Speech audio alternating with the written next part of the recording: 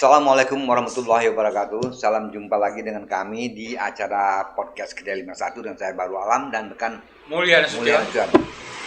Ada satu hal yang perlu kita antisipasi. Ini bukan desas-desus, tapi yang kita amati di medsos ya tentang tanggal 27 Agustus ya. Saya bilang sama Mulia ya, ini apakah kita menakut-nakuti atau kita mengantisipasi? Karena kalau ada terjadi sebuah gerakan massal ya, masif movement ya seperti yang terjadi tahun 98, ini sangat membahayakan dan sangat merisaukan ya, karena ini berkaitan dengan gerakan nasional ya.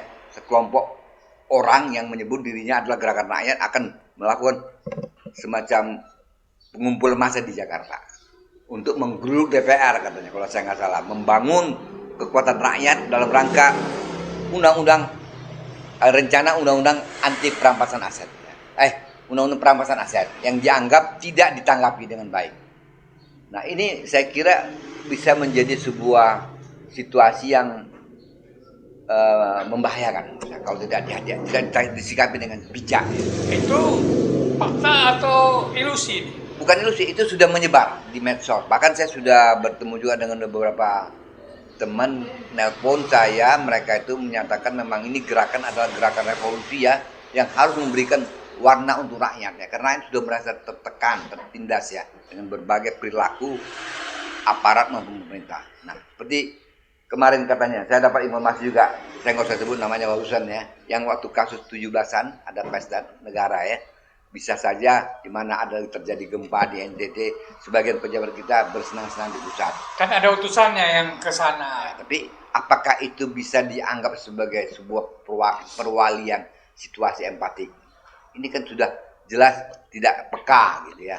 Harusnya kita menundukkan diri, ikut berkabung lah atas nasib saudara-saudara kita yang ada di sini. Itu misal contoh ya. Nah, kemarin juga sudah melebar meme. Saya baca udah serius nontonnya. Tiba-tiba dibuatlah satu spot pendek ya. Seorang calon mertua memilih 3 anak muda ya, calon mantunya. Kamu siapa? Saya seorang dokter spesialis. Kamu siapa? Pengusaha. Yang lain, yang itu siapa? Saya cuma pengupas bawang katanya. Saya pilih kamu jadi menantu katanya. Kita kan nontonnya kaget kan. Kenapa rupanya enggak? Dihitung itu betul. Dengan mengupas bawang dari 1 kilo 700 ribu, 10 kilo 7 juta. Kalau 20 kilo dihabiskan waktu untuk mengupas bawang, dia dapat 14 juta satu hari. Kali 30 hari. Gajinya sudah hampir 1,5 miliar. Jadi dipilihlah jadi menantu yang paling disayang katanya. Nah, saya melihat ini joke yang satir ya. Nah, barangkali ini yang kita perlukan, jangan sampai ini menyebar ya ke berbagai kondisi ya.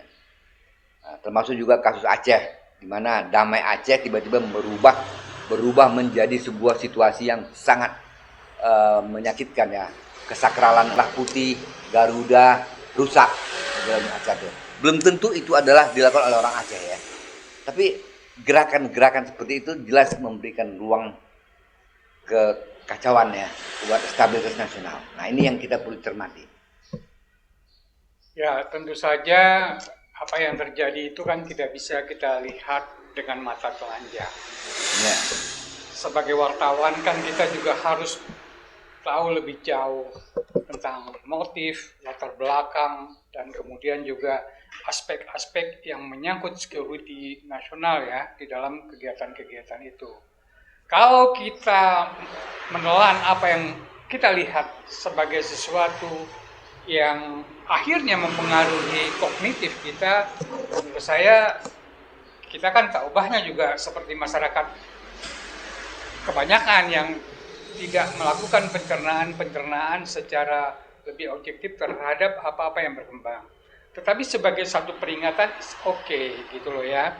Namun kita juga harus mewaspadai bahwa ini sebenarnya kalau kita objektif, apakah itu memang murni dari masyarakat atau mungkin ada satu desain yang dipersiapkan oleh pihak-pihak tertentu untuk dengan sengaja melakukan penetrasi terhadap kognitif masyarakat sehingga itu mempengaruhi batin, jiwa, dan emosi masyarakat sehingga pada satu masa nanti akan muncul sebagai satu letupan-letupan yang pada akhirnya mengacu kepada referensi-referensi yang sudah mereka lihat di media sosial. Menurut saya kita juga harus betul-betul mencermati apa yang berkembang di media sosial itu sebagai sesuatu yang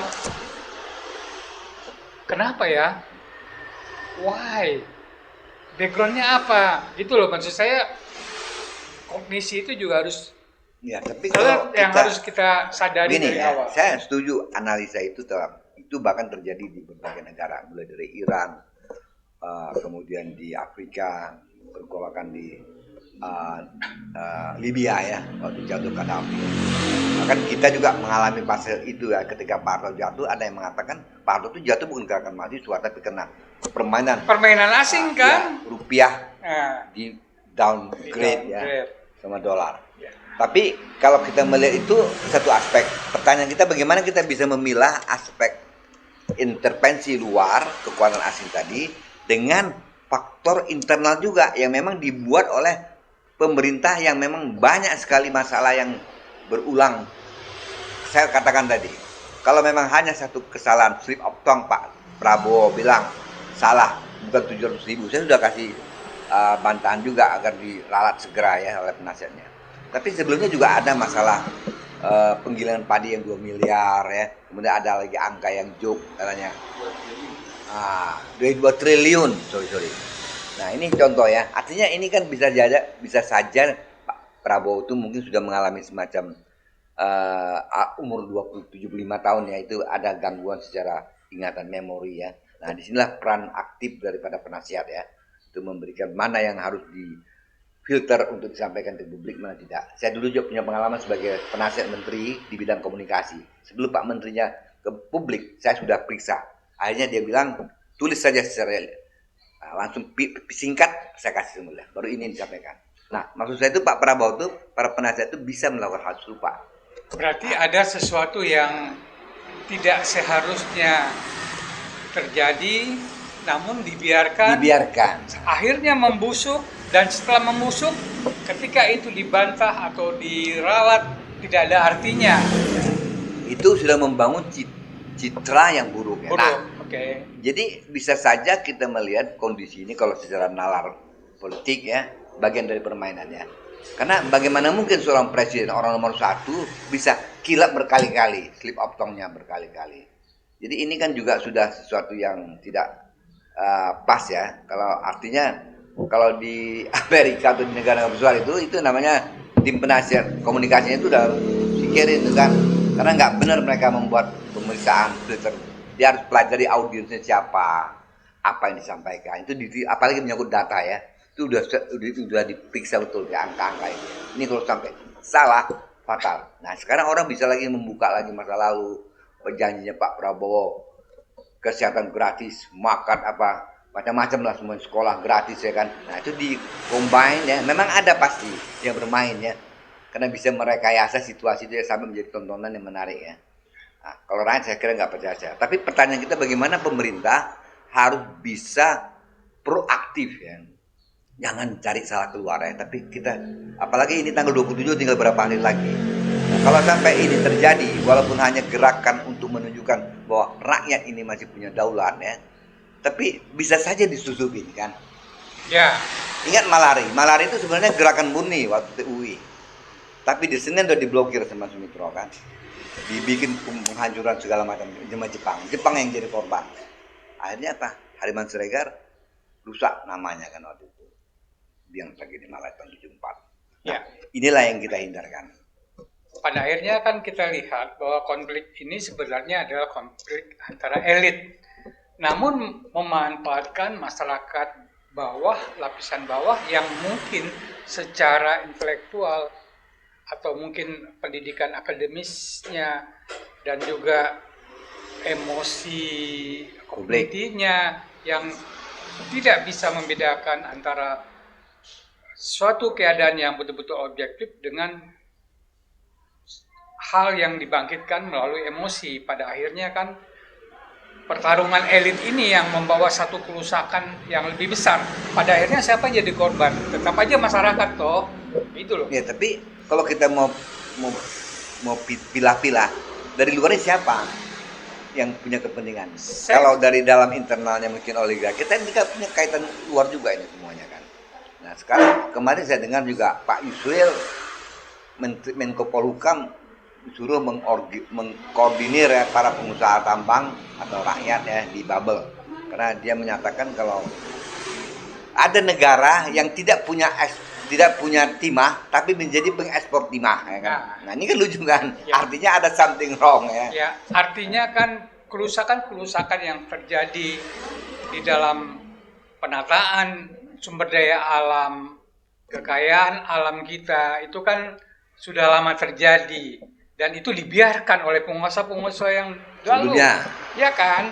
Dan proses itulah yang sedang dilakukan oleh pemerintahan pada saat ini. Tentu saja ada pihak-pihak yang dirugikan, dan pihak-pihak yang dirugikan ini kan pada satu titik. Bisa nggak sebut nama aja siapa grup-grup yang sudah kena kalau kita mau bicara fair play? Kalau kita lihat yang kemarin sawitnya diambil karena melanggar peraturan, misalnya itu bukan wilayah perkebunan ya, itu kan ada Maratua. Termasuk Maratua itu grupnya apa ya? Sitorus itu kan, DL Sitorus. Sitorus juga termasuk grup-grup besar ya, yang boleh kita katakan sebagai oligarki, gitu kan. Dan juga ada tambang-tambang rakyat, tambang-tambang masyarakat yang secara regulasi juga masih melanggar aturan, tapi kemudian diambil alih. Dan itu menurut Pak Prabowo sendiri kan backingnya adalah aparat penegak hukum.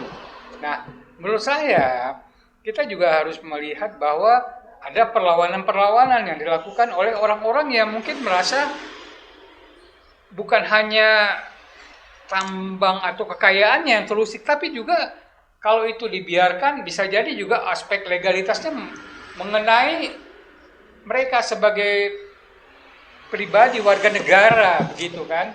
Itu kan juga kan harus kita cermati juga. Selain juga faktor-faktor yang tadi Bang Baru bilang, ada negara yang tidak punya timah tetapi kok dia jadi pengekspor. Berarti kan ada proses legalisasi yang menyimpang dari apa yang seharusnya terjadi, begitu. Ya, itu yang namanya perusahaan tangkang tadi, mereka menjadi rumahnya para koruptor, rumahnya para pelaku pegiat ya, yang merusak masalah sumber daya alam di Indonesia. Di sana mereka tampil. Siapa itu? Mungkin Singapura yang kita dengar dulu kan. Mereka tidak punya perjanjian ekstradisi kan, kalau ada koruptor ditangkap tidak bisa dibalikin kembali kan. Nah itu sudah terang benderang kita sebut namanya. Pertanyaan kita, bagaimana persiapan kita sebagai bangsa? Pak Prabowo, sebelum Pak Prabowo ada Jokowi, habis Jokowi sebelumnya ada Pak SBY. Harusnya kan ini jadi introspeksi kita kan. Kita tahu negara sekecil Singapura itu bisa mengelola Indonesia ya. Nah, kenapa kita negara besar tidak punya pikiran untuk menjadi besar? Zaman saya waktu jadi jurnalis, waktu Pak Habibie mencanang meresmikan yang namanya Batam sebagai kawasan penanding Singapura ya, tiba-tiba kolaps kan, karena itu menyangkut Singapura. Nah, ini artinya tetap ada antisipasi dari luar agar Indonesia tidak menjadi besar. Karena membahayakan ya. Nah, bagaimana Indonesia membangun semangat ini supaya pertama jangan biarkan cecunguk yang ada di pemerintahan itu bermain seenak udahnya aja. Ini kan bisa menambah beban kebencian masyarakat kan. Udah tahu kayak contoh MBG lah ya, si Dadan itu dengan temannya kan. Ini mulia tapi mereka recokin kan, akhirnya hancur semuanya kan. Nah ini contoh satu. Iya, artinya kemudian, apa? Kan ada mentalitas yang sudah rusak di kalangan petinggi-petinggi di Republik ini yang lebih mementingkan kepada ambisi pribadi, ambisi kelompok politik gitu loh ya, ketimbang berupaya untuk mensejahterakan masyarakat luas. Berarti kan ada kerusakan-kerusakan yang sudah permanen sejak lama gitu loh ya. Dan pada akhirnya pada saat sekarang ekonomi masyarakat juga mengalami disrupsi, pada akhirnya kan juga terakumulasi menjadi satu kebencian. Itu yang kita khawatirkan. Ya, Saya sangat khawatir ya, personal ini. Saya sudah melihat banyak gerakan mulai Mei 78 ya, dari tahun 65 ya. Bagaimana gerakan-gerakan politik itu sangat bisa merubah keadaan. Tapi yang jadi masalah kita ketika keadaan berubah, yang muncul itu lagi kan. Nah, reformasi. Nah, kita reformasi ini. Masyarakat ini akhirnya juga jadi korban juga. Mereka hanya followers ya, hanya dimanfaatin. Nah, makanya saya tadi katakan, kemarin saya ditelepon lah sama salah satu konten kreator yang cukup besar namanya yang lagi rame tuh, Sukul Mandar ya. Saya bicara sama timnya mengenai masalah revolusi itu tidak gampang. Kalau revolusi itu akan bisa menimbulkan chaos yang luar biasa secara fundamental ya. Jadi memang inilah dilematiknya kita ketika kita melihat fakta di lapangan banyak kerusakan-kerusakan, tapi nurani kita ingin mengatakan nggak bisa menunggu lagi nih, harus libas katanya kan. Itu betul juga kan. Tapi setelah dilibas, siapa yang akan mengelola? Kita belajar dari reformasi. Pada akhirnya orang akhirnya menyadari loh, zamannya Pak Harto jauh lebih tertib loh. Pemimpin-pemimpinnya jauh lebih punya kualitas. Kalau sekarang, akhirnya apa? Ada proses di mana pada saat terjadi perubahan yang sangat besar di dalam penataan politik, dalam perubahan rejim, pada akhirnya juga kan ada implikasi yang juga menjadi satu titik di mana kerusakannya juga tidak kalah kecil, begitu kan. Itu juga artinya apa? Harus kita pertimbangkan. Pertanyaannya juga. Masyarakat itu kan cuma butuh perut aja kan. Jadi dia mungkin nggak mikirnya, kalau main catur itu cuma 2 langkah ke depan ya. Sementara para politisi itu berpikir 5 langkah sampai 10 langkah ke depan kan. Jadi ketika chaos terjadi, mereka sudah berpikir jauh. Waktu 98 saya ada di situ dan hadir di dalam rapat di HI, ada almarhum Adan Buyung dan beberapa tokoh-tokoh politik. Waktu itu mereka bicara, kalau sudah di reformasi ini apa yang kita dahulukan, politik atau hukum? Ya kan? Kalau waktu itu hukum, banyak yang dilibas habis. Ya kan? Tapi politik. Karena politik itulah yang akan mengatur. Karena makanya dibuatlah sistem politik waktu itu untuk mengedepankan suara terbesar partai kan, sistem partai kan. Nah, partai yang mengatur barulah dibenarin hukum sebagai apa. Nah, kalau nanti kita ini gerakan ini tiba-tiba oke, diterimalah namanya rencana undang-undang perampasan aset ya kan. Terus habis dirampas asetnya, bagaimana metodologinya? Bagaimana dengan rencana? Ada kayak beberapa ulama besar dari NU mengatakan kita harus lakukan eksekusi hukuman mati katanya kan.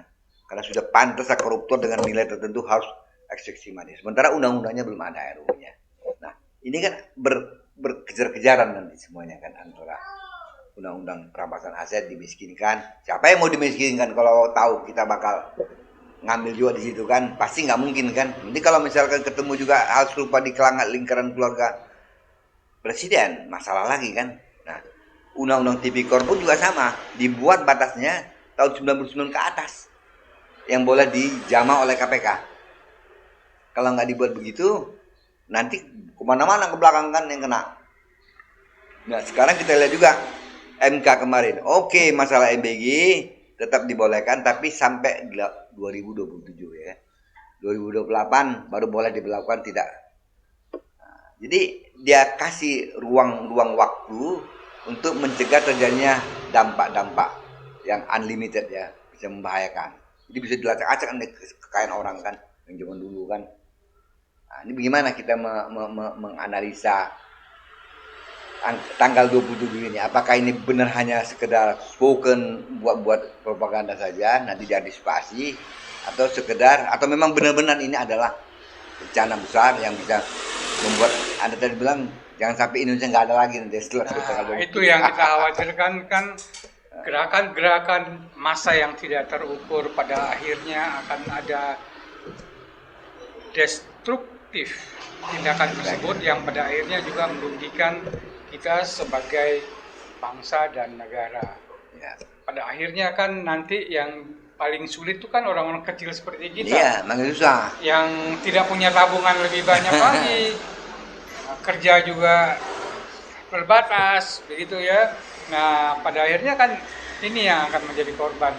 Apalagi masyarakat kita yang lebih banyak mungkin bekerja di sektor informal yang untuk besok aja masih mikir apa yang harus dilakukan dan bagaimana untuk dapat sesuatu gitu ya menurut saya. Sementara elit kita udah kaya raya mereka. Ya itu tadi masalahnya sekarang kan masyarakat kita ini kan literasinya tidak sama yang mayoritas. Jadi saya pikir inilah yang kita khawatirkan bahwa kalau terjadi 27 Agustus ini menjadi sebuah moment of change ya. Boleh kita menyuarakan, boleh kita bergerak menyatukan aspirasi rakyat untuk merubah sebuah kondisi yang kita anggap sudah sangat merugikan banyak sendi-sendi kebangsaan kita, tapi jangan merusak apa yang sudah kita bangun ya. Andai kata memang tanggal 27 ini akan adalah tanggal yang akan menjadikan momen penting ya dalam rangka mengumpulkan suara rakyat ke DPR. Kita menjawab DPR ya, nggak apa-apa kalau memang salah ya, apalagi mereka sudah terang-terangan menolak mengesahkan rencana undang-undang perampasan aset itu yang sangat penting bagi masyarakat. Nah, untuk itu sampai di sini kami akan lanjut lagi dengan pembahasan berikutnya bagaimana nanti komplikasi atau efek daripada kondisi-kondisi yang berkembang di masyarakat. Demikian dari kami. Wassalamualaikum warahmatullahi wabarakatuh.